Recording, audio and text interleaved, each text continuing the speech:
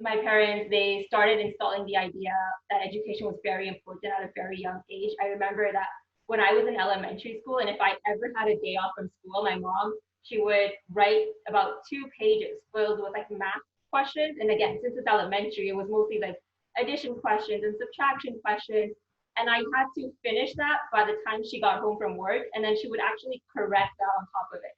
So there was no days off, even in school, even if we had a day off. But again, it's just like it was so early on that it just became a part of my lifestyle to want to do well in school.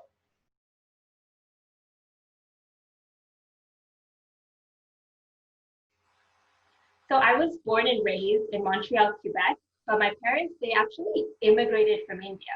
And because of that, I felt that a lot of my upbringing, it actually stemmed from the Indian culture. My parents, they were always very inclusive, and I felt that growing up, we celebrated all the Indian holidays as well as all the Western holidays as well. And as a child, honestly, that's the best thing ever because almost every single month there was a different celebration going on. I also watched Disney movies growing up, but at the same time, we used to have family nights where we watched Bollywood movies too. So growing up with immigrant parents, I always felt that the standard they raised for my brother and I, they were pretty high.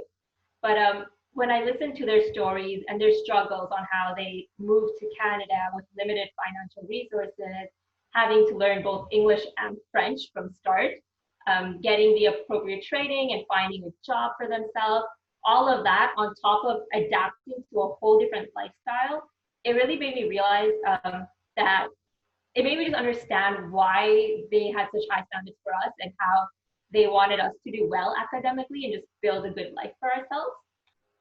So I was always interested in the healthcare field, but as you know, healthcare is such a big and broad topic. And so to figure out exactly what part I wanted to do, I used to reach out to different professionals and I used to ask them if I could shadow them at work so I could just understand their job a little bit better. And I actually ended up shadowing this one optometrist who was also specialized in low vision. And I got a chance to see how much of a difference they were able to make in somebody else's lives. I went home, I researched, and I figured out that the Université de Montréal it actually has a 2-year program for vision rehabilitation, and you actually even had the option of just shortening that to make it 1.5 years if you continued during the summer, which is what I actually did. And it all worked out so well because the optometrist that I shadowed, I actually ended up working at that clinic during my master's.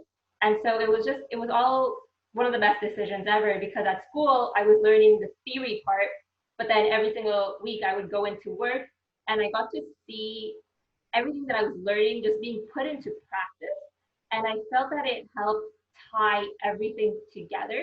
And I think that it's because of that that I did so well during my master's. I actually graduated with a 4.0 GPA.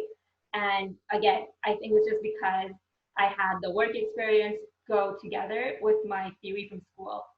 And yeah, so after I got my certification, I started working right away. I worked for Vision Loss Rehabilitation Canada, and I am a low vision specialist. And I see people with visual impairments every single day. And just, I've been working for just over a year now.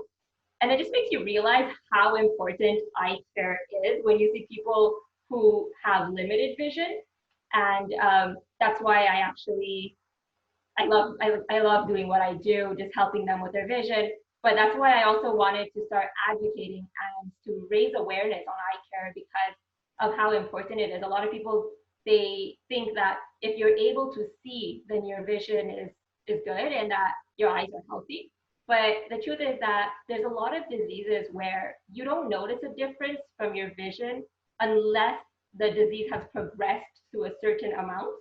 And by then, it's just there's less things that we can really do. Whereas if you were getting the yearly, eye checkups, and if you were being followed, and if it was detected early on, you could still be followed. And even if the disease is not preventable, there's ways that you can prolong the vision that you have. And so it's important to really help raise that awareness and mention to people, to get those eye tests to make sure that your eyes are healthy. My pageant journey, it actually began in 2017. I completed my bachelor's degree just a year before, and I remember I wasn't feeling very satisfied with everything that I had accomplished. I felt that there was still something missing, and I needed a change of scenery. I needed to do something completely different than what I was used to. And so one day, like a lot of people actually, I was just scrolling through Facebook, the newsfeed, and I saw the ad for Miss World Canada. And immediately my first thought was, there's no way that I could possibly do this. The women who do compete, usually they have years of experience. And I didn't see myself doing it. But at the same time, I had this thought that this is exactly what I needed. It was something so different than what I was used to. If you told anybody, like I went to high school with, I was going to do a pageant, they would have been like, are you crazy? You know, it was so different than what I was used to. So I thought at the same time, if I do this pageant, it would inspire me, it would challenge me, it would help me grow in different ways. And I decided to just go for it. And I applied, I got accepted. And although I did place at that pageant because I wasn't really preparing for it, it was just for me to kind of put myself in a new environment, see what it's about, learn. And when I look back, the truth is that I actually gained a lot from that experience. I got to meet such strong women who really wanted to make a difference with their platform, who, again, I'm still friends with on Instagram too. So it was really nice to meet them, to get inspired, to see what it was about. And actually, after that, I wanted to do it again, but I knew that I wasn't ready. I continued with my master's. I finished my master's in vision rehab, like I mentioned, and I started to work in the field as a low vision specialist. And I realized just how important it was to raise awareness for vision care and to advocate for people with vision disabilities. So I decided to apply to Miss Universe Canada this year, and I am competing in it. It's happening in October. And yeah, so I feel that with the pageant and everything that I do in vision care, it was the perfect year for me to apply and for me to help raise that awareness and get that message.